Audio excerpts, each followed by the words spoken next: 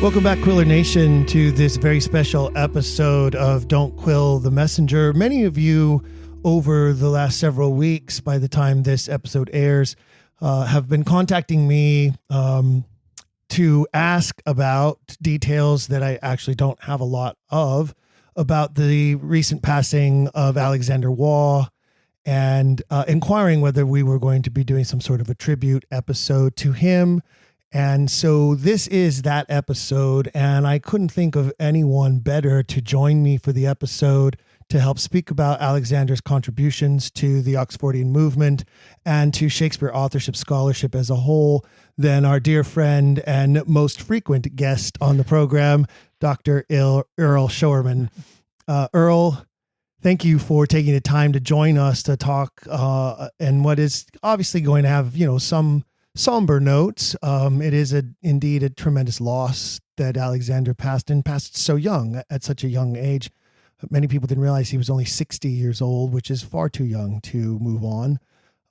But also, I hope that throughout the episode, there'll be some fun moments too, and some recollections that you and I can both provide about Alexander and our personal interactions with him. And it won't be too much of a dirge, but a true tribute to the man and who he was and what he was able to accomplish during his life. Well, I really thank you for this opportunity to reflect on Alexander's life. And it just turns out that Stephen and I are recording this episode on the very day that Alexander's memorial is taking place in the UK.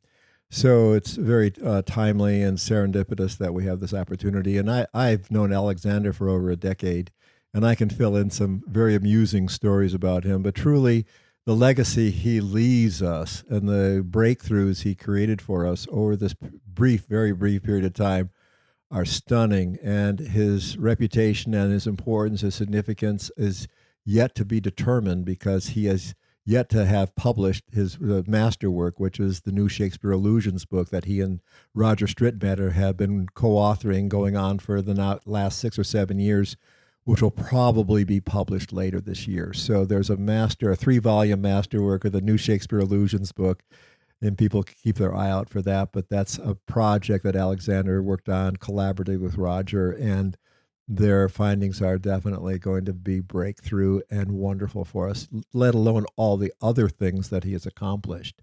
You and I were both part of the program at the Pasadena conference in 2012, the Shakespeare Oxford Fellowship Conference there. And there was John Shahan who first put us in contact that there may be somebody in England, some relatively famous literary person actually, who knew things that we needed to know. And he gathered a bunch of us for a special dinner during that conference, in which he revealed that he knew that Cambridge University Press and the Birthplace Trust were going to be collaborating on a volume they're calling Shakespeare Beyond Doubt. And that our friend, who was unnamed at that time in England, knew who was the contributors who were, knew when their publication was coming forward, knew the design of their publication. And over the next months, it took about 6 months, Alexander joined with John to openly co-edit Shakespeare Beyond Doubt, exposing an industry in denial. So we first came to be aware of his interest in our project over a decade ago, but by secrecy, by his spying on what was going on at the Birthplace Trust. That was my first Oxfordian event that I ever attended, was that conference in Pasadena. And I consider myself lucky, and I'm very proud of the fact that I was in the room at that restaurant that was actually sort of not a room, was sort of like a closed-in patio, wasn't it, on the exterior of the restaurant, so to speak, because it was a large group of us there, and we could all barely fit in there, I remember.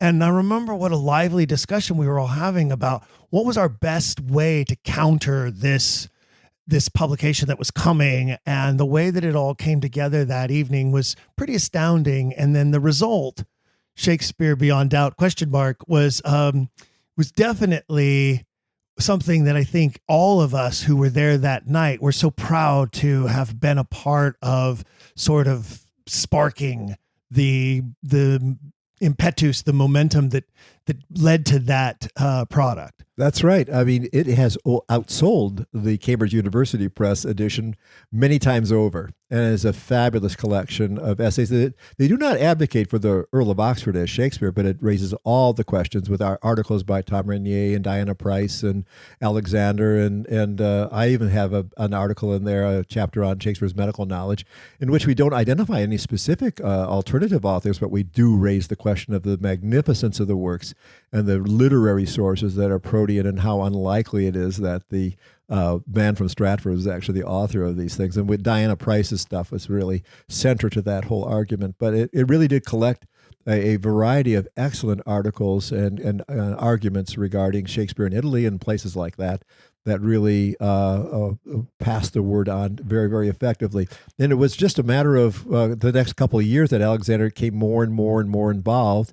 A few years later, he published a select ebook, Shakespeare in Court, which revealed all these incredible fraudulent claims of the Shakespeare Birthplace Trust in Stratford, that the birthplace building itself, the Hall's Croft, the Dr. Hall's house, and Hathaway's cottage, Arden Farm, all were fantasies. None of these were clearly established as the actual residence of any of the people.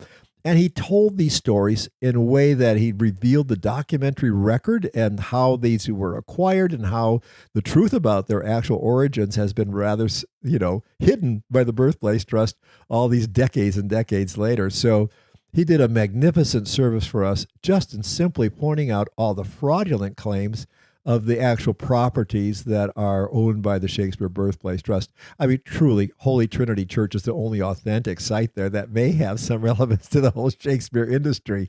But I think all the other properties are part of a Disneyland fantasy that has been evolving over They're hundreds stage of years. sets is what they are, right? They're coming from a theater background. They even look like stage sets, and the way that they've been remodeled and redecorated over the years to make them more appealing to tourists really does give it that Disneyland sort of look to it, doesn't it? It's almost like Tudorland. Absolutely. No, it is kitschy, in so many wonderful ways. On the other hand, the Royal Shakespeare Company Theater there and their productions are very much worthwhile the trip. Forget the Birthplace Trust and their buildings and all.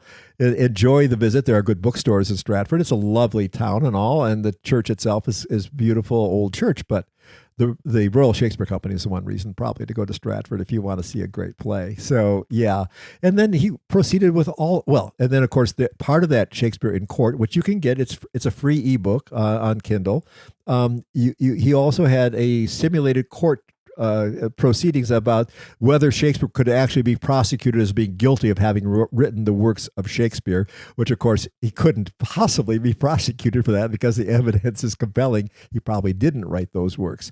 And so he had a sense of humor. And the funny thing is, a decade later, he ends up in the Middle Temple, giving testimony in a court trial about who wrote the works of Shakespeare, whether it could be attributed to the man from Stratford or whether it was some alternative author. Of course, he's been an advocate for the Earl of Oxford from way back then. So, his involvement at that level of publication and advertising this to the larger public, he and the rest of the Shakespeare Authorship Coalition, John Shahan, purchased a full-page ad to challenge the Birthplace Trust.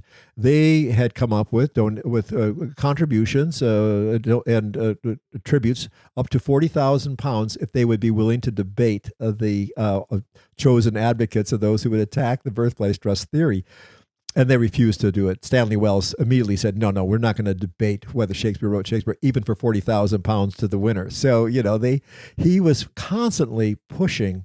He was really hermetic in that way. He had a variety of means by which he raised this whole issue. In addition to writing a whole series of scholarly papers, he came to the U.S. to present in 2015 here in Ashland.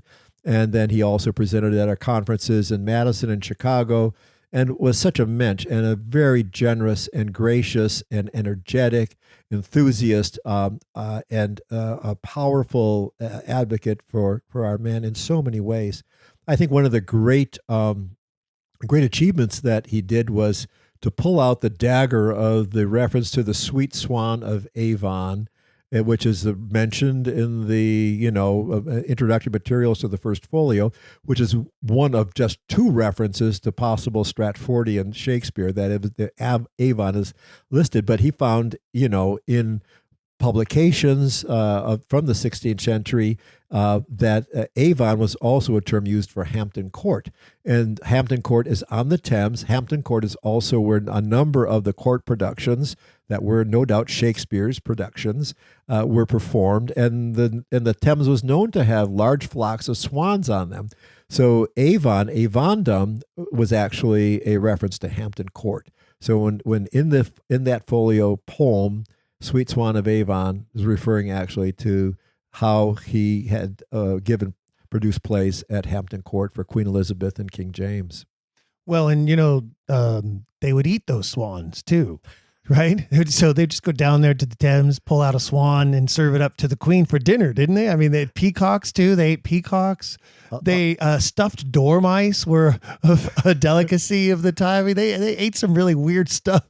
Well, Stephen, that's because there was no water to drink, and they all were drinking weak beer and stoned half the time. Okay, so as a brewmeister yourself, you appreciate how that might work. I do not drink weak beer. Okay. I only drink potent beer. Thank you very much. Well, what Alexander did really over the last 6 years is to lay down a series of 60 video recordings that are available both on his site, Alexander Waugh, and on the De Vere Society site. You can get to his videos there, covering a vast array of subjects. I mean, each of these videos is maybe a half hour long. So we're talking at least 30 hours of discoursing on various topics related to the authorship question. He has, as of this date, 17,000 followers of that YouTube channel that they're posted. So, well, I can tell you the great majority of my listeners who comment about him and who have over the last several weeks been reaching out to me about him. The one thing that is most prevalent is the series about who knew. His Who Knew series, right? This person knew, this person knew, this person knew. And I have an episode coming up with another podcaster who does a podcast called The Conspiracy Realist. And we talk about how there are in history, what comes down as a conspiracy later on, it begins as a non-versation. And which is a term I've heard recently by a local a national journalist that's been using that term lately on the national scene. And it struck me because I think that's basically what we're talking about when we talk about the concealment of the true identity of the author of the works. It was a non-versation. Everybody knew about it. They just didn't talk about it because there was no need to talk about it if you all knew about it. And so I think that what Alexander painted out with that particular series of videos is all of the people who were in on the non-versation of the day, of the late 16th century, early 17th century. Well, you and I talked about this when we did our 2020 program down in Napa for the Shakespeare Oxford Fellowship, our first online program. And we were talking about Ramon Jimenez's article on the 10 eyewitnesses who saw nothing. Right.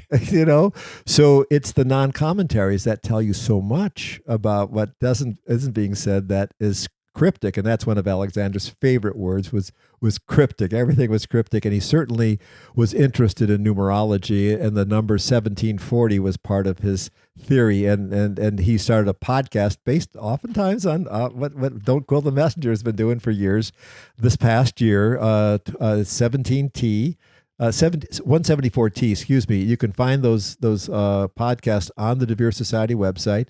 And he's interviewed many of the same people that you have, including, the great English scholars, Derek Jacobi and Richard Clifford and Rosemary Laughlin and myself included, Phoebe Neer, and a handful of other people. So there's about almost a dozen of his podcasts out there where he and Maudie Lowe, who is his co-host, do nice hour-long interviews and have created a podcast. So he's even expanded into the sphere where you have preeminence right now, Stephen. So his voice is going to be heard long, long after he has passed. And even last year, they had recorded over 1 million hits on that video series on YouTube that he's left us. So, I have not watched all of them. Now I'm under some obligation to go look at more of them. He certainly, his John D program that was recorded some months ago has had tens of thousands of hits on it. So, he has put his finger on some of the most tender and beautiful areas of scholarship in this area, and his personality, his forthrightness, his rhetorical skills, his sense of humor, his grace, and his sense of irony combined to make him among the best speakers you'll ever hear. Well, I remember when he was a guest of Don't Quill the Messenger, and listeners, if you want, you can go back and find that episode where Alexander and I did talk a lot about D, as a matter of fact, in the episode that was pretty much the central focus of that episode. We, of course, as we are wont to do, and as Alexander was very wont to do, we wander into some other topics during the episode and found that there were a lot of places that we had very strong agreement on what we believe the narrative could have been, should have been, on how this all happened and why certain things were being concealed or hidden during the Elizabethan and Jacobean era. There were, of course, a couple of places where we completely disagreed, and that's very common in all Shakespeare authorship circles. But I do remember, as a funny story, in getting that scheduled, because of the time difference between here in Southern Oregon, where you and I are, and England, where he was, and the time that he was available to be able to commit, I think it was about an hour and a half episode. I'm recording that episode in my living room the night that we recorded it. And it was like 2:00 in the morning for me, so that it could be a decent hour for him. And I remember it's like 3:30 in the morning now when we finally wrapped up this episode, and I'm so bleary eyed and half awake, and he's he's just getting going, right? Like he was so full of energy. And I'm like, well, thank you, Alexander. It's been a fascinating episode, but I gotta go now. And when we ended the episode, he wanted to keep just talking on the phone together. And I'm like, it's 3:30 in the morning. I have got to go to bed, sir. Thank you for your time, but I gotta go. Good night. It's just another beautiful soul on fire. Elizabeth Winkler's descriptions in her book, Shakespeare Was a Woman and Other Heresies, of her visit with Alexander and the beautiful way that she was received and her respect for him. It really tells a personal story about his character. I did get to host him here in 2015, and he particularly appreciated my interest in Shakespeare and Greek drama. And he even took the articles that I've written, a collection of them, and passed them on to his otherwise very different friend, Jonathan Bate. At the same time that Jonathan was writing an article about Shakespeare, how the classics made Shakespeare, Jonathan did not make one mention of those Greek plays. And Alexander says, Earl, I tried to get him to acknowledge the fact that there are Greek dramatic sources in Shakespeare, but he made no mention of it in that book. And I reviewed that book actually, but he was working he debated Jonathan Bate. Many of us actually were privileged to witness that debate that was recorded probably 3 or 4 years ago it was now. But he was very courageous and stepped out in ways that, most of us would shy away from it. He gave us authority simply by his being and by his self-confidence and his total commitment to taking our case and putting it forward on top of all the other literary adventures he was involved in, including, editing his grandfather's collected works. So he was a soul on fire. That's the best way I could describe the quality of his nature. And we were being initiated because of his great, endeavor and late in life discovery of our cause and total embracement of it. And of course, he was the chairman of the De Vere Society in recent years and responsible for their a series of publications they've come out with besides the video stuff. They have a 3-volume collection, The Great Oxford, that Richard Mallam and Kevin Gilvary and Eddie Jolly edited. Gorgeous 3-volume edition. And I think this new Shakespeare Allusions book will also be available in a very attractive 3-volume edition that the De Vere Society has received contribution funding to actually self-publish this fabulous collection that he and Roger have been working that will shake up traditional Shakespeare scholarship for decades to come because of everything they put into this in recent years. So we have yet to see the fruit of that great labor coming forth. So really, we have only seen a fraction of what Alexander has left us so far, no matter how attentive you are to whether he's written or presented at conferences. And like you, I don't agree with everything that he propends. I mean, he's like you might be a proponent of Queen Elizabeth as the Dark Lady. He's all about Penelope Rich, and I am for Anne Vavasor. So we all have various approaches and differences about what was Oxford's romantic connections. So it's all speculation, but every one of us have credible arguments that we would like to share with each other, and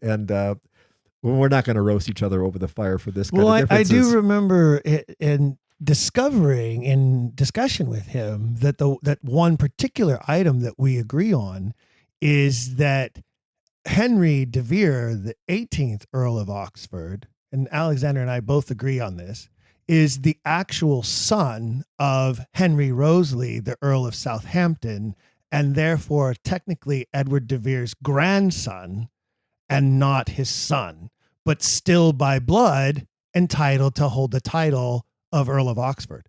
And that was something that Alexander and I discovered. We both agree on that's most likely what happened there. I'm going to give you a little piece of my doctor's idea. Okay. I mean, the Earl of Oxford was about 40 when he was wedded to Elizabeth Trentham. She was in her late 20s.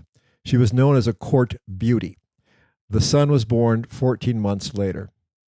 I have a hard time believing a man who had children by at least 2 other women wouldn't have wanted to have the child of a court hottie who was a virgin when they got married and have a son by her. I have no way of understanding why anybody else would have fathered the 18th Earl of Oxford. He was still capable of procreation in his early 40s. Do we know that, though? Because don't forget, he does suffer a terrible injury that he refers to later in life as having lamed him. Yes. And we don't know that injury, which was somewhere near the groin area, may not have caused some sort of damage that kept him from fathering more children. Well, let's face it, he had children by Anne Cecil after that wound was inflicted upon him. He had 2 more daughters and a son, actually 3 more daughters and a son by Anne Cecil in the years subsequent to his fighting on the streets with Anne Vavasor's uncle, Thomas Knivet. So I have a feeling that he was capable of procreation, and I think that I would like the greater probability that he went on and had a child by his second wife. So let's just move on past that and see, because Alexander's so much more interesting than the limited scope of who you think the Dark Lady of the Sonnets is, because his enlightenment and really his last great talk, which is available on the De Vere Society conference YouTube channel, which was about the introductory encomium in the first folio by Ben Jonson. And it's an hour-long discourse that I have watched recently. I was there in the room when he gave this talk, and there were readings by Derek Jacobi and Annabel Levinton and Costa Chard, Richard Clifford, that amplified certain passages from that. But Alexander gave an interpretation of that and convinced me so much of how this is obviously an encomium that honored the Earl of Oxford as the author of this, collection of the plays in the first folio. And it is a wonderful thing to see. And it was the last talk he gave publicly, and he was brilliant. And really, at the end of that conference, it was my privilege to award him with the Veritas Award, which is named after the Tom Rainier Veritas Award, for which he was deeply moved. I could tell the authenticity of his delight and surprise that he was given this award, which was designed in the aftermath of Tom's untimely death in 2020. And he's one of the few recipients of this award. So it was like a great honor to present it to him. And there was no one more deserving than Alexander. And as an avatar, really, truly as someone who lights up the sky for us and gives us a brilliant new interpretation on a wide variety of subjects. And sometimes, his star burns too bright for me to look at it, because I don't quite agree with it. Well, you mentioned Elizabeth Winkler earlier, and one of the things that I love so much about Elizabeth's writing is how descriptive she is in such a way as you feel like, and I've told her this, and I've mentioned this several times on the air before, you feel like you're following her through that book.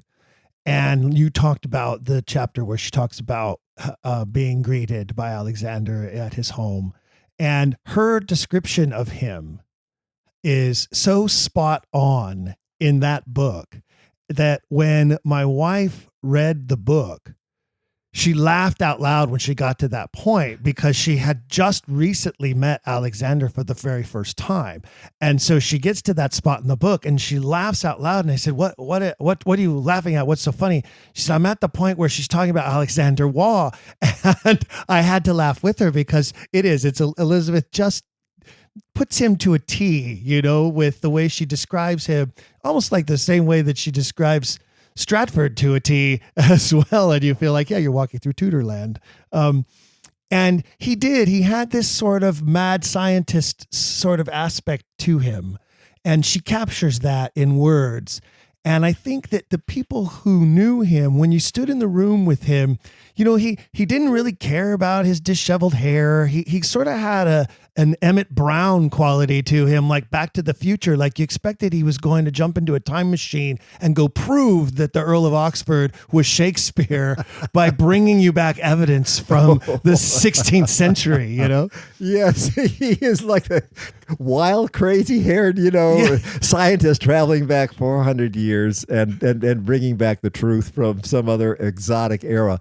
Well, he had a big imagination. Besides the literary editing that he did for us and for his own family's papers and publications, he wrote a book on God. He wrote a book on the history of time.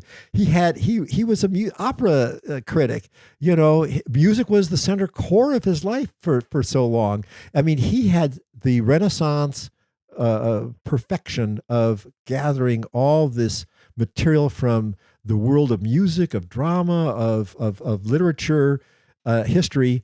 He combined a deep knowledge of those of a wide variety of areas, and no wonder he was so inspired by Oxford's story when he discovered it later in life. I mean, he had his doubts, and then suddenly he is on soul on fire, and he's leading us, in new directions with the research that he's doing, and his ability to explain in simple terms how cryptology works, like the 1740 narrative that he develops a lot in that last talk he gave on Johnson and Comium in the first folio.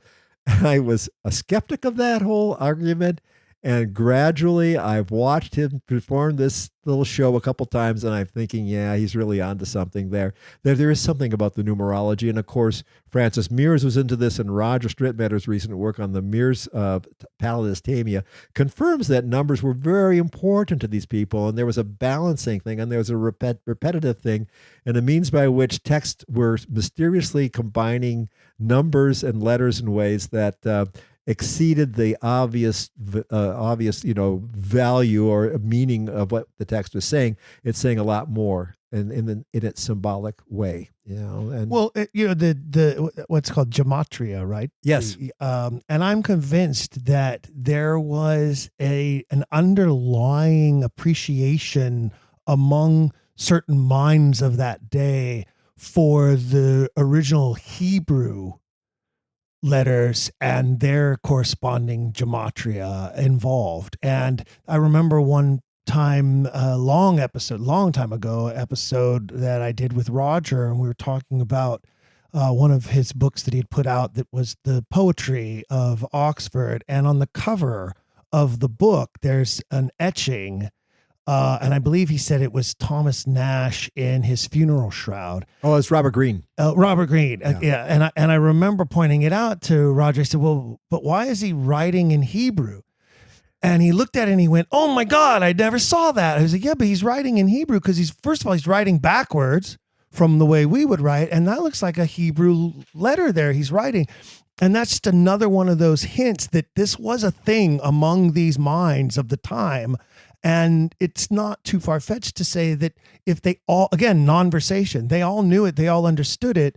So was it really writing in code for them, or was it writing in plain sight for them, for those who understood it? Well, that's the whole point, for those who understood it. And of course, Alexander makes a big point that Ben Jonson is associated with the great Roman satirist, that he was the Horace of his generation. And many, Camden and others, refer to Jonson as a Horace. And Horace is known to say, do not labor for the crowd, write for yourself and for your special people who will understand this. So that keeps up repeatedly. You can't teach philosophy to young people. That's what, it was Aristotle said that. And I think it was quoted as such in Trilus and Cressida, so the idea that these special messages, and they were within the place, not just in the construction of how the poetry was assembled or things like that, but they were assembled within the place in allegorical context and various symbolic ways to reflect the more subtle meaning, the more subtle knowledge, the historical and classical background for so much of this stuff. I mean, Jonson was embedded in the classics. He was acknowledged as someone who could read Greek and Latin literature. He did have a collection of the plays of Aeschylus in his private collection, apparently. But I think it was that wasn't the Vittoria edition. It was one of the rare editions of the Greek tragedy. So Jonson, like Oxford, as reflected in the plays of Shakespeare, was keenly tuned in to those classical sources and the identity of as Jonson as a satirist like Horace. And apparently the Emperor Augustus wanted Horace to praise him, and Horace said, I just can't do that because it's not my style, So now one of the things that Alexander loved to think about, because he had a first edition, and that was of Cardanus' Comfort, which was dedicated to the Earl of Oxford. I believe is Thomas Bedingfield's translation of Cardanus' Comfort. That was his, I think it was a bit, anyway. And many Oxfordians do believe that is the book that Hamlet is holding, who refers to him as the satiric rogue. Actually, in Q1, it's the satiric satirist. In Q2, he refers to him as the satiric rogue. And in the folio edition of Hamlet, he's referred to as the satiric slave. So you have three different identifications for the same character who wrote some text that was insulting to what happens to old men, which is he's insulting Polonius for his aged look, his most weak hams and the gum coming out of his eyes and the wit that's no longer quite what it used to be. And Alexander, like many Oxfordians, was certain that this is Cardan that Hamlet is holding, because Cardan's philosophy seems to be underlined throughout the whole idea of Hamlet. But in my mind and in my research, I'm sure that the satiric rogue is actually Decius Juvenal, the great Roman satirist, who wrote in his 10th satire, gave a great description and a compelling description of how old men fell apart. So I have to disagree with Alexander over something he held sacred in his heart and in his home. And I think Elizabeth mentioned how he so much admired this volume of Cardanus. And we just had I just came to an understanding that I can disagree with a great literary scholar like Alexander and stand my ground with that guy. I believe he called it Hamlet's book, right? That's part of what that's right. It's been part of the vernacular now as Hamlet's book. And right. Wouldn't it be great if we knew exactly what Hamlet's book really is? What are those words that Hamlet is reading when he responds to Polonius? Would certainly give us a big clue.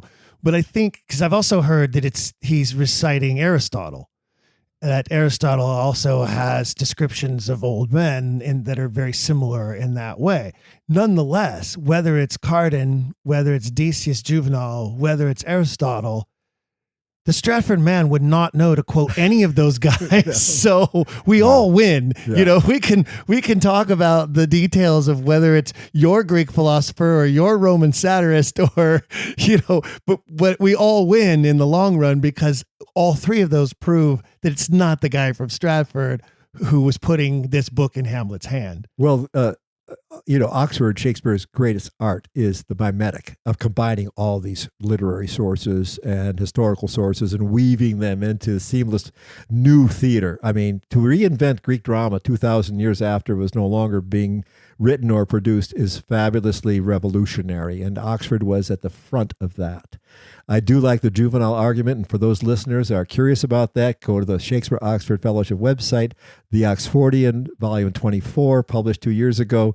The complete argument about why juvenile is the satiric rogue is there, and it includes the dust of Alexander. It includes commentaries on the death of Priam at the hand of Pyrrhus, and there's elements of the 10th satire that are clearly woven into the context of Hamlet.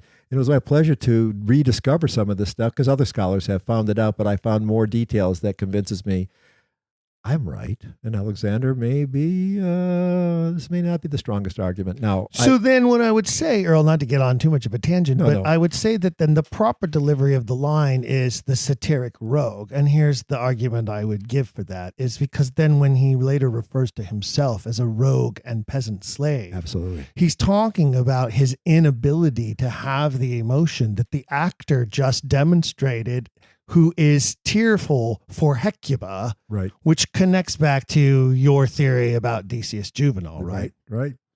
The Juvenal says, wouldn't it have been better if Priam had died before Paris went and grabbed that woman?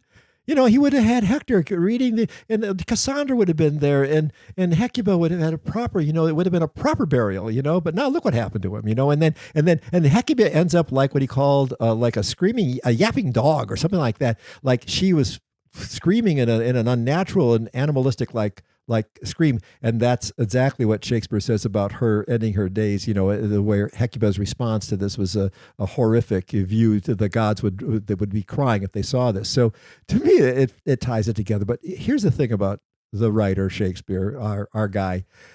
He had this brilliant imagination at weaving all this all together, and very few people could decipher the poetic meanings than Alexander Waugh. He was like Queen Elizabeth. She could decipher the allegory better than anybody at court. She knew when plays were being produced that were trying to instruct her about whether she should get married or not get married, or what she should do politically, what actions she'd be taken. She knew what the playwrights were subtly weaving in through allegorical context, like John Lyly or Shakespeare for that matter, or poetry by Spenser, because a lot of people were writing allegorically back then, and she was the greatest interpreter apparently, according to William Cecil. But I think in the contemporary world, there's nobody that grokked Shakespeare better than Alexander Waugh. And the De Vere Society has a saying: where there's a will, there's a Waugh. Where there's a will, there's a Waugh. And I think that really captures the totality of what he has come to mean to us. And God bless his beautiful soul. And flights of angels, lead him to wherever else his ideas, his heart, his contribution to our movement have led us. But he's a shining sight. He was a supernova that he talks about actually at the very end of his discussion of Johnson's encomium, how there was a supernova in 1604 that was probably an emblematic, referred to in the final lines of the beautiful poem that he wrote dedicated to the beloved author. Well, when you think about how interesting that is too, because there are so many astronomical references in the Shakespeare canon. Obviously, our guy was a huge, observer of the stars and astronomical occurrences.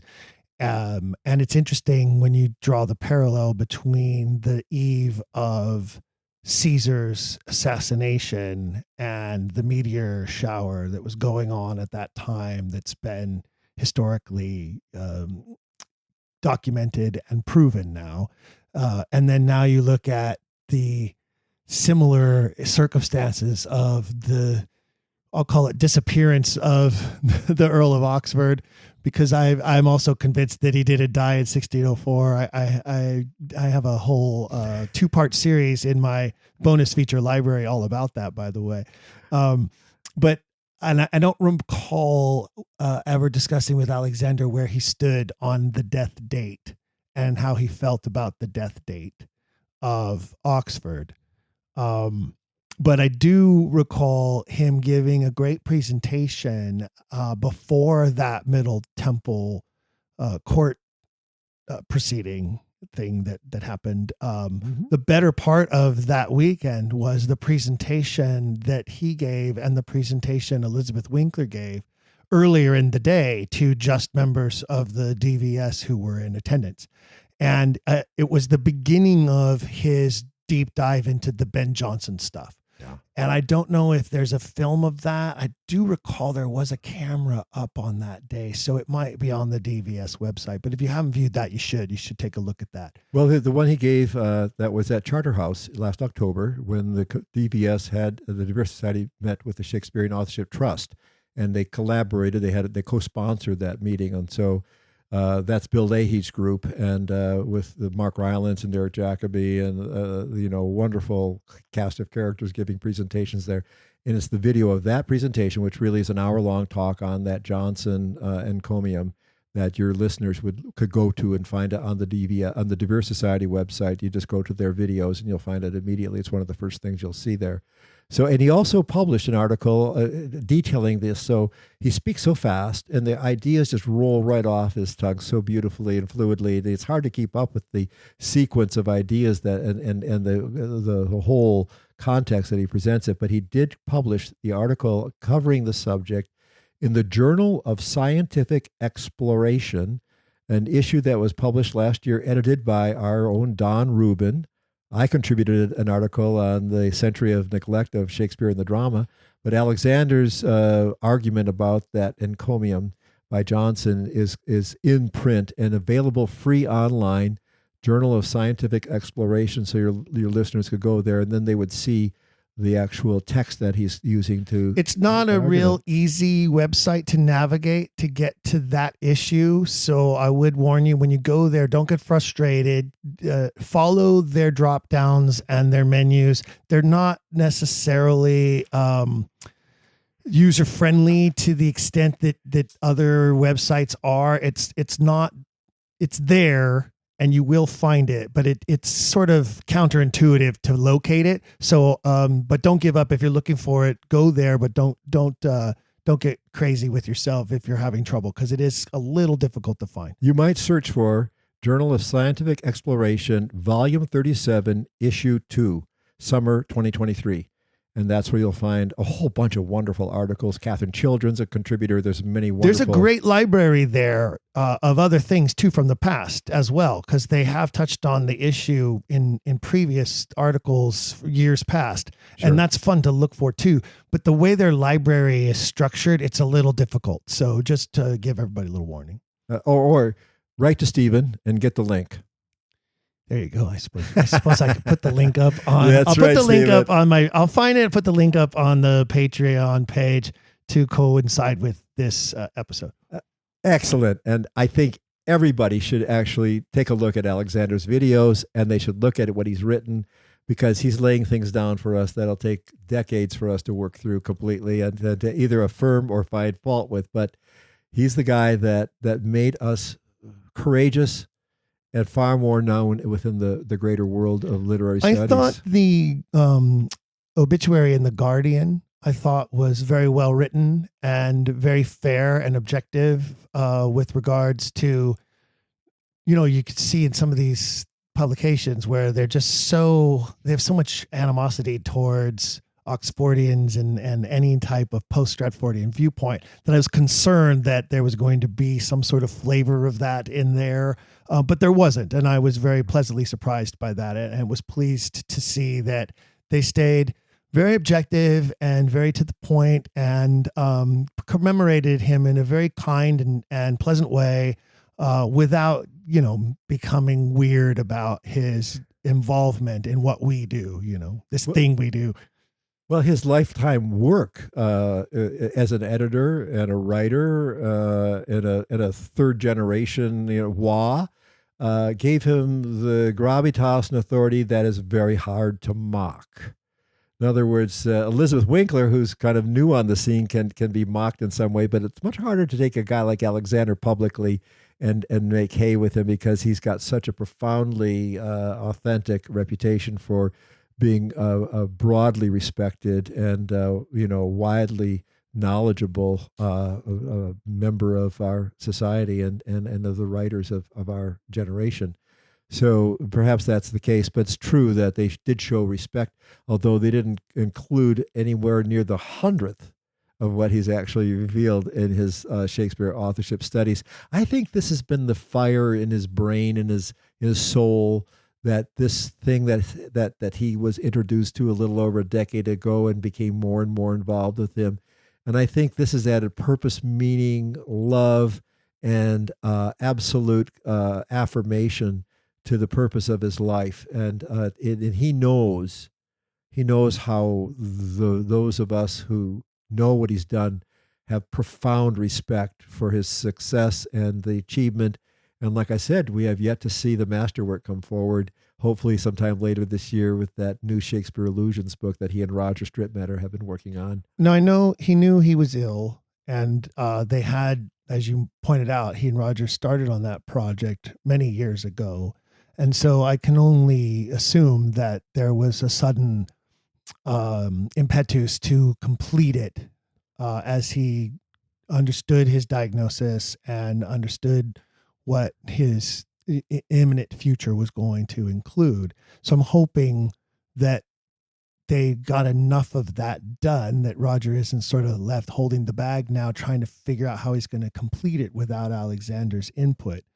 But you say that it's possible it will be out by the end of the year. I think they were reviewing galleys of the actual edition sometime in the last year. Oh, that's a good stage for it to be in then. So here's the thing, and I don't know the inside story on an attempt to get a mainstream like Oxford University Press to publish this compendium, okay? Because there is a tradition of Shakespeare Illusions books that go back 200 years. And so Roger and he expanded hugely the number of allusions that we can tie to the writer Shakespeare, or to the person who wrote those plays, and expand beyond, the customary limits that are put on because of the traditional biography.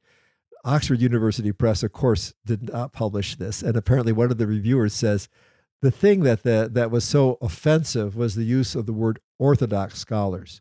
That Orthodox would be an insult to Jewish readers.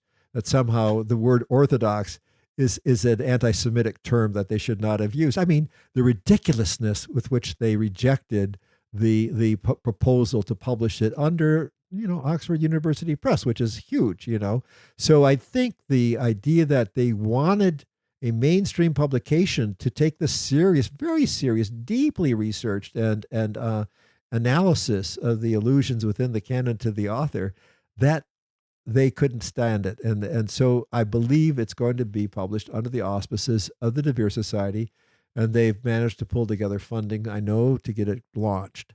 So we can all look forward to that. It might not be out in paperback for a few years, but we know that it will hit. It will be available for those. That's shocking to me. I mean, the way you're talking about a publishing house, and they're going to choose to have such a narrow and singular view of the definition of one specific word as to use that as their reasoning for rejecting a manuscript. That's like the most absurd thing I've ever heard. That's absurdity. Well, I'll have to confirm with Roger if that was the only reason, but that was one of the reasons, certainly. And it seemed to me like it's an outrageous critique. Do they own a dictionary? I mean, it's not Orthodox with a capital O and Judaism placed after it. I mean, yes. You can have orthodoxy in many things. Let's just face it. These people are envious, Stephen.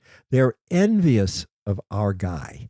They're envious of the reasons that we have for living. They're envious of the progress we've made in our research. And so that comes out in the way of little poisonous darts that people like, Oliver Cam, for instance, or the unnamed editor of that particular volume have. And of course, we've received insults from right across the border, whether it's Stanley Wells accusing people of being insane who think this is a problem, to others who have used the kind of language that we know is inappropriate for what we're undertaking. So I think they secretly really envy that we have such a wonderful candidate, and one who's every day seems more and more qualified to have had the literature background and the reason and the motive to write these plays. One of the things that I love right now about the research that's going on is that Alexander's collaborator on that program, Roger Strittmatter, has used funding from a grant from the De Vere Society to go to the library at Audley End in Essex, where he was informed there were annotated editions in Greek and Latin of the history of Rome, and that had marginal annotations. Originally, it was argued that these were perhaps the annotations of Henry Neville, and the Nevillians were posting this as proof of their authorship because there is an association between the annotated lines within a Greek text by Cassius Dio, and there were, according to Roger, over 1,000 marginal annotations in these books that were designed for creating annotations.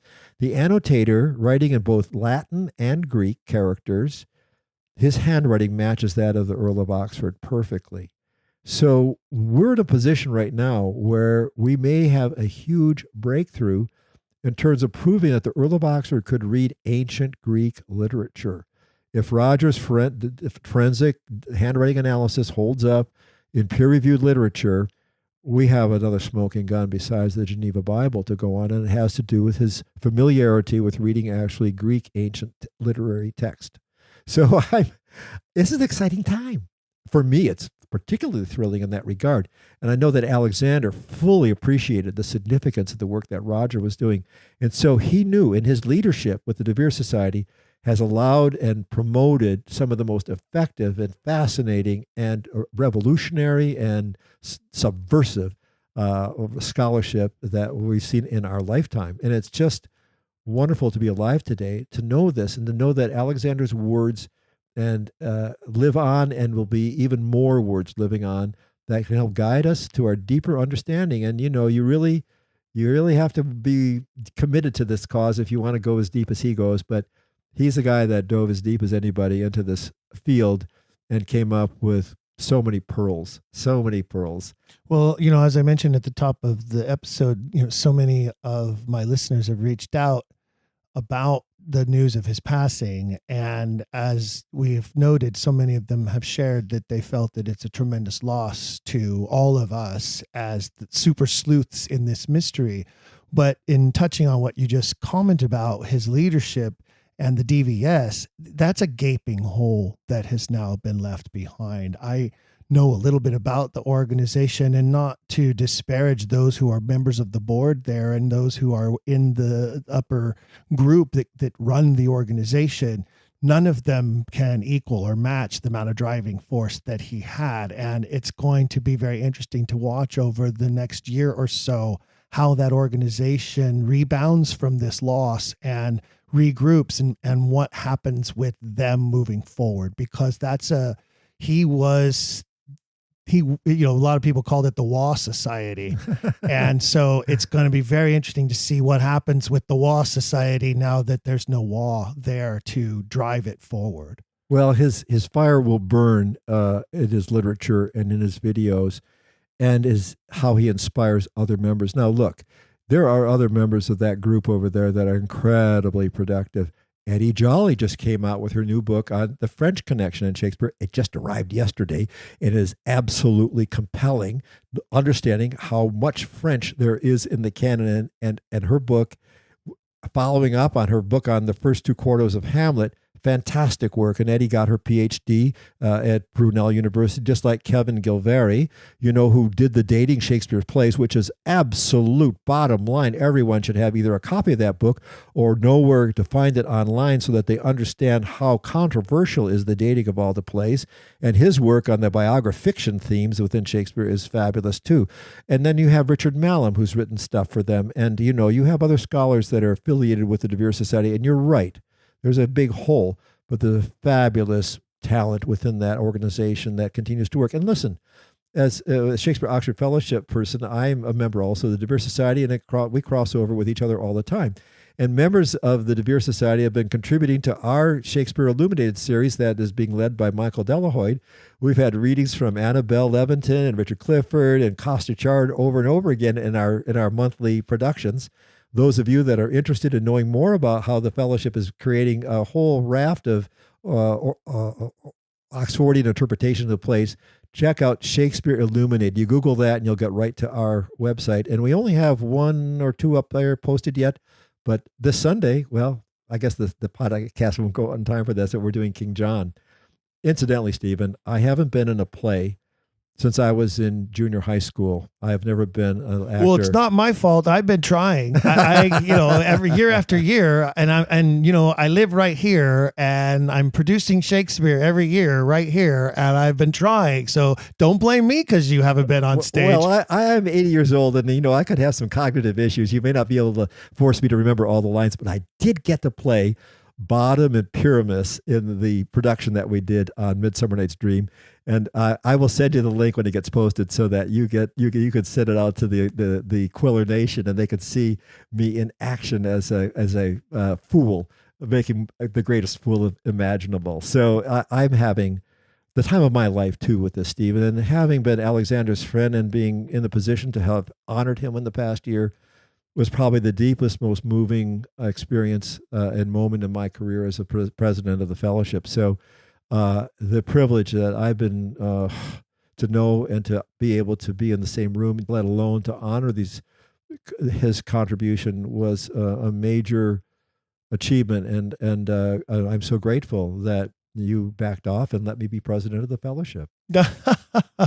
We didn't even mention that in this episode yet, but I think most of our listeners know that you are the current president of the Shakespeare Oxford Fellowship. Just to make sure that we answer the question briefly and then we can move on to other things. For those who aren't aware, Alexander was diagnosed with cancer, and that was approximately a year and a half ago, I want to say, maybe. It could be, I don't know, but it was progressive. He took some treatment for it, and then he wanted to be clear-minded, and he took care of whatever else he had to deliver to us in the most heroic and gracious and graceful ways that you can imagine.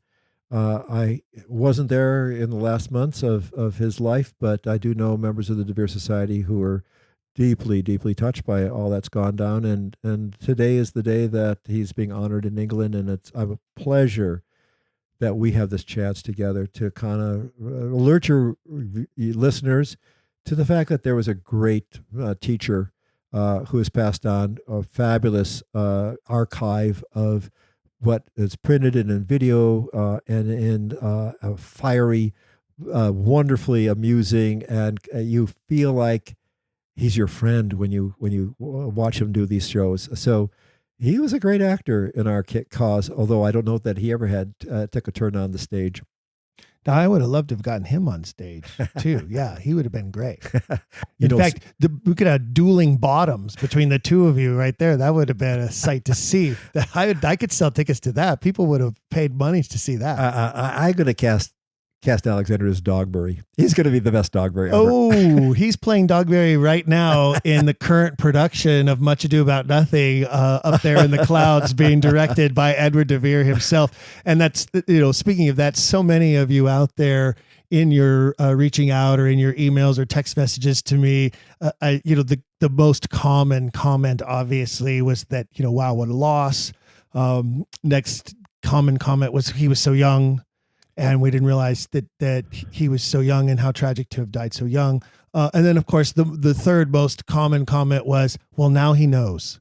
Or we hope he knows. Or I hope, someone sent me a message and said, well, I hope the first question he asked when he got there was, can I meet Edward?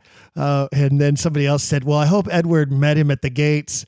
So, yeah, I mean, certainly that is one advantage he has over all of us now, is that all of his questions have now been answered. Well, I think they, what we call salvation, I think, Stephen, is meant for the time before death. These are the words of Kabir. He says, think and think, jump into experience, just because the body is rotten, does not guarantee that you'll be enlightened in the end and become merged with the ecstatic.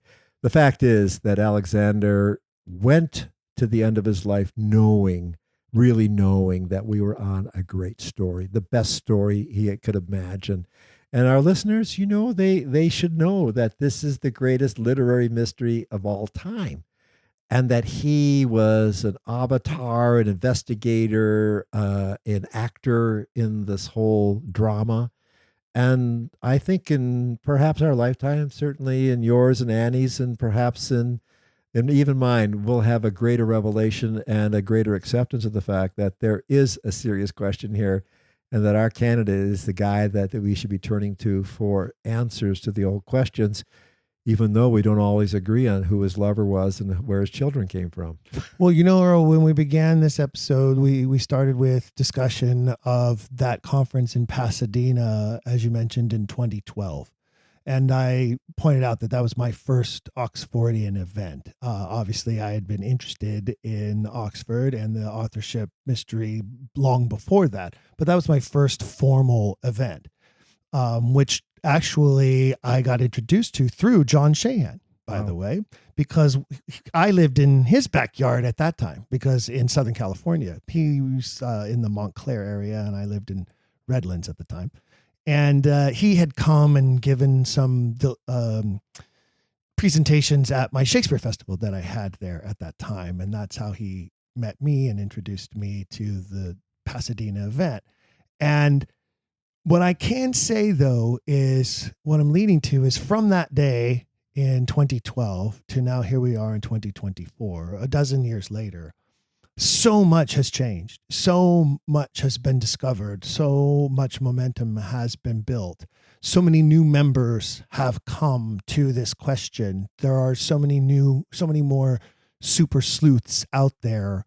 And I'm happy to and very proud of the ability to take some credit for that through this podcast, in bringing more people to the Quiller Nation and to the fold, that this is a literary mystery. It is the greatest, and it is definitely worth talking about, exploring, discovering, until we can, if we ever can, get to the absolute truth. So I agree with you. It's a good time to be an Oxfordian. It's a good time to be a Shakespeare authorship skeptic. I think more so than ever before it's been, let's face it, it's actually been a couple hundred years. People have been really hinting at this and talking about this. It's just been more prevalent in the last 100 years. But in the last decade, it's been fast forward, I think. I have to agree with you, but, really, I think 40 years. We go back to the publication of The Mysterious William Shakespeare by Charlton Ogburn, and that lit up, certainly in America. I don't know about Great Britain, but I do know in the United States that electrified people. And then, we had the Mysterious William Shakespeare frontline program that Al Austin produced, and he was totally dedicated to this project. And then you have what the Wilsons produced in Last Will and Testament, and Cheryl Egan Donovan in Nothing is Truer Than Truth, and the films that Robin Phillips has produced. And so we have amazing progress in terms of the video out there, and the videos that Alexander, these did not exist. These things did not exist more than 20 years ago. So we are really, the ability to spread the word to a much broader community through podcasting, through videos, YouTube, through publications. It's fantastic. And, we have serious, honest scholars like Alexander, like Roger Strittmatter, like Eddie Jolly, Kevin Gilvary, and the other people that I have personally come to recognize and admire because of the depth of their knowledge and the commitment, total lifelong commitment to engaging in this subject. So it is hot, Stephen. It's going to be hot for as long as we're around on this planet. And you just are doing a great job. I'm just a crazy, passionate artist. That's what I'm an entertainer. I'm not a scholar. You, the last time we were together, we did our last episode together on Hamlet. You said something that has stuck with me that I have continued to repeat. You were talking about yourself, but I think it also refers to me. Is you said you're a compiler, and that's exactly what I am. I am a compiler. I will compile the information. I will compile the guests. I will compile the episodes and present it all out there for the rest of you to enjoy. And one of the things I always tell listeners is this is your journey. I have my beliefs. I share them openly on this program all the time. I'm also open to everyone else's beliefs on the topic because I think every stone overturned is a good stone overturned because it's one less stone to overturn. I also think that every theory I have heard adds something to my own understanding of the theory, and it certainly always takes away from the Stratfordian narrative every time. Whether I agree with the theory or not, it adds to the conversation, certainly, and I think it also is just one more arrow in the quiver against the Stratford man. But I'm just an entertainer. That's all I really do. You're more than that, Stephen. Yeah, you're an advocate. You're an agent. You're, hermetic. And I feel the same way. Like I compiled a collection in my library of probably 500 titles over the last 20 years. And every one of them means something to me. I've not read all of them all the way through, but most of them have been inspiring in some way. Why did I do that?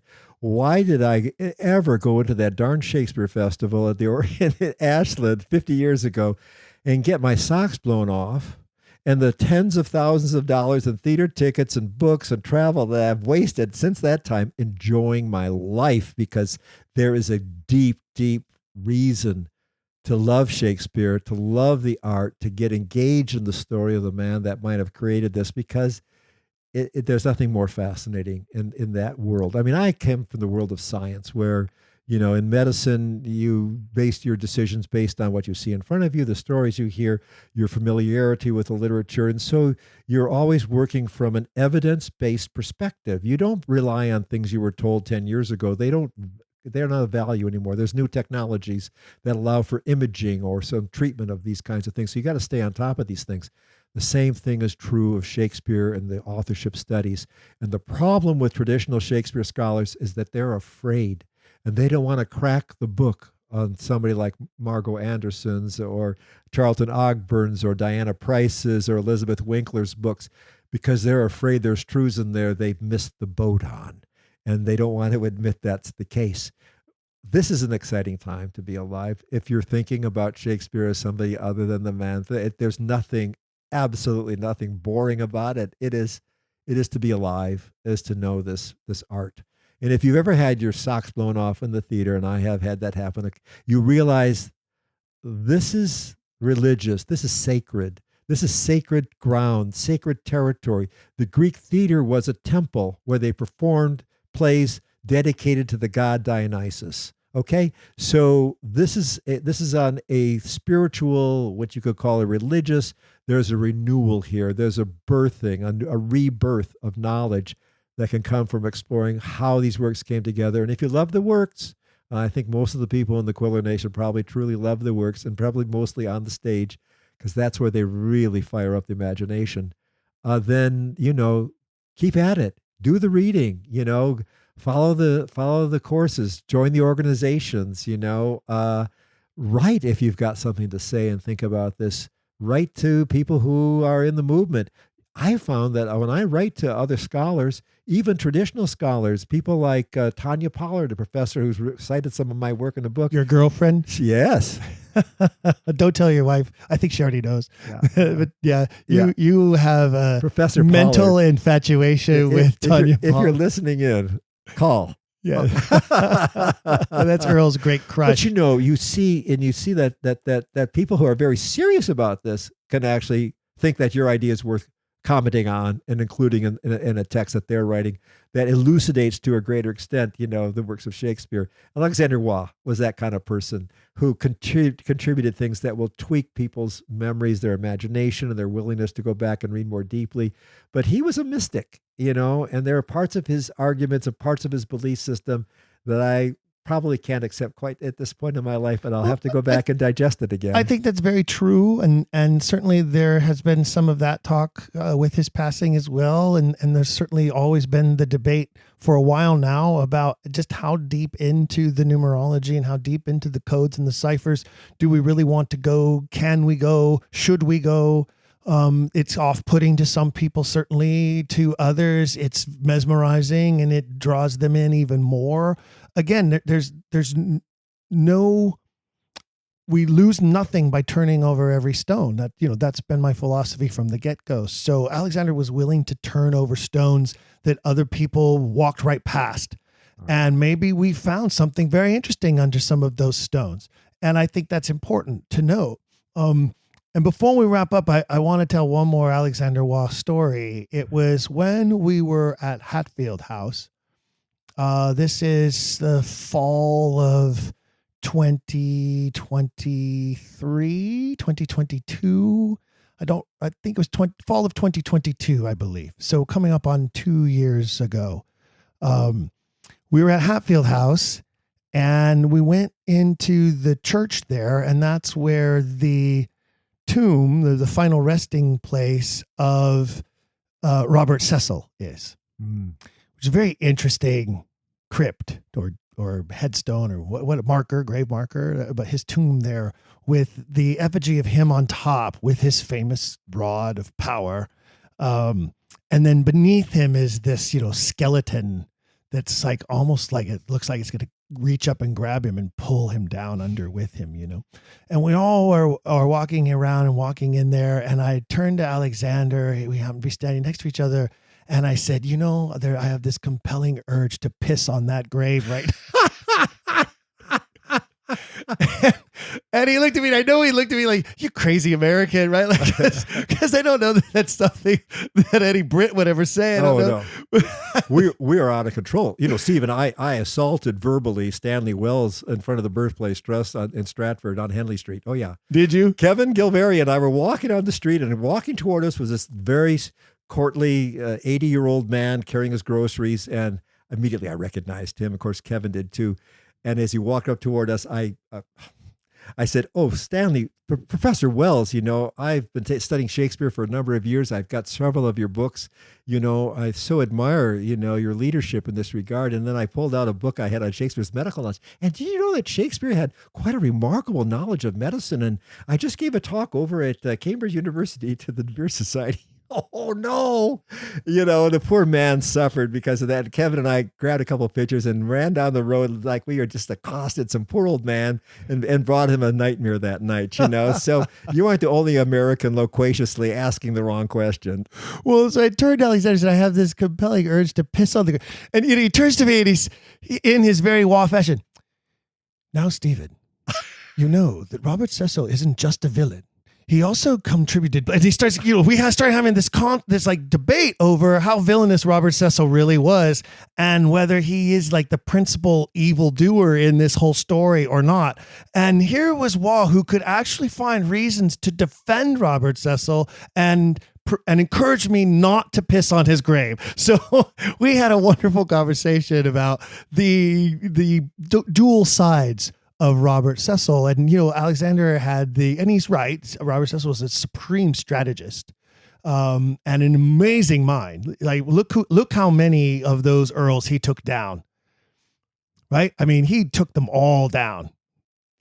Well, I have a story to tell you about how important it is to use proper respect when you describe the Cecil family. In 2004, when I was working on my paper on Hamlet, I had just begun my Shakespeare studies. I met with several other people in my region. One of them was a doctor, and the other one was another person who was a community activist. And I had just come from my Shakespeare class where we were studying Midsummer Night's Dream, and we'd seen the video with Kevin Kline as Bottom. It was such a charming production. I was so excited. When I walked into the pub where we were meeting, my friend, Dr. Robin Miller, turns to me and said, "Well, Earl, you look kind of excited." I said, "Oh, I've been retired 6 months, and I've been involved in the Shakespeare studies, and now I'm working on a paper on Hamlet, and I'm understanding about the English Renaissance and the importance and the translation of the classics that we're going. I'm learning so much." I said, "And people like, Queen Elizabeth and William Cecil and Earl of Oxford," and she says to me, wait, William Cecil? I said, "Yeah, he was very important in sponsoring translations of the classic literature into English, affiliated with a number of scholars at Gray's Inn." And she looks at the lady who's sitting with us, and who I only knew as Barbara, but then I remembered her name was Barbara Cecil. And I turned to her, and Dr. Robin says, "Aren't you the Marquess of Exeter's wife? Aren't you a countess?" I was praising William Cecil, her husband's ancestor. She was married to the descendant of Thomas Cecil, Lord Burleigh. So I was praising Lord Burleigh with Lord Burleigh's direct descendant sitting at the table totally unconsciously, rather than what many Oxfordians would do is be to point out William Cecil's villainy as regards the Earl of Oxford's fate. So it got me an invitation to meet Michael Cecil, Lord Burleigh, the Marquess of Exeter. And over time, Michael became engaged with our work and all that. So my cautionary note to you, Steve, is don't piss on anybody. Just praise them, no matter who they are. It will do you a great service in the long run. So congratulations on your thought, but withhold that little stream of consciousness. Well, Alexander convinced me that pissing on Robert Cecil's grave would not be a good thing to do, even if I could get away with it. So that's one of my favorite Alexander stories. That's wonderful. We had quite the conversation in the middle of this church, by the way, and then following the conversation continued as we left the church and we were all headed off to have dinner later. But yeah, it was that was a great day. In fact, that day at Hatfield House, and you mentioned it was, I believe it's Michael Cecil, yes, who gave a video presentation at that event. Yes, that we watched as well about his ancestors and about the Cecil coat of arms and the motto and whatnot. He did speak at our conference in Ashland in 2010. And actually went up to Concordia during one of the De Vere's Shakespeare Studies conference. So he's the one descendant of the Cecil clan that has embraced our theory that our guy married his ancestor's daughter. So, it's like quite a connection. And for those of you that are ever traveling to England, be sure to go to Burleigh House up on the north end of England and just take a look at that place. It's just a phenomenal structure. They don't have, Cecil House no longer exists. It was on the Strand. It's now a hotel. But if you want to see the opulence and the amazing scholarship that those lords had at their fingertips, you just look at the library at Burleigh House up. It's just a fabulous place to go. Steve and I have enjoyed our conversation, and in memory of Alexander's excellence, I just want to say thank you for this opportunity to tell some of the stories and to hear what you have to share about what he meant to you and to our movement. And I hope our listeners will go to those videos, go to his articles, and realize you've been blessed. Well, he lives in immortality now in those videos and in the contributions that he has made, not only to our movement, but also, as you pointed out, his other literary achievements during his life. And so with that, he definitely will continue to be an influence on, I hope, more super sleuths to come. I hope more new members of the Quiller Nation who will undoubtedly discover that he's no longer with us, but still appreciate his work and his contribution. And he will definitely be on the lips and tongues of many Oxfordians throughout the ages. There's no doubt. So thank you, Earl. I appreciate you because, as I said, there were enough listeners who had reached out to me who wanted to know when was a tribute episode going to come. And I felt like it wasn't something I could or felt comfortable doing on my own. And so I appreciate you being willing to sit here with me and kind of walk through your memories of him and my very limited memories of him. But nonetheless, all of us together, and all of you out there too, all of you listening in the Quiller Nation, all of us together, let's remember the best and brightest parts of Alexander's life and wish him well-deserved rest wherever he may be.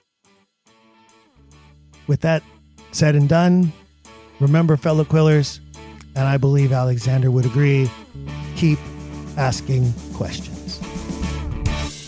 If you've enjoyed today's episode, please leave a rating and review in your podcast player. For even more, visit our website, don'tquillthepodcast.com. There you can find official merchandise in our shop, as well as a link to our Patreon. This show is made possible by people like you. We hope you'll consider showing your support by becoming a monthly patron, where you'll receive bonus material and tons of exclusive perks. You can also join in the conversation on our Discord and by following us at Don't Quill the Pod on all social media. All of this can be found at don'tquillthepodcast.com, don'tquillthepodcast.com.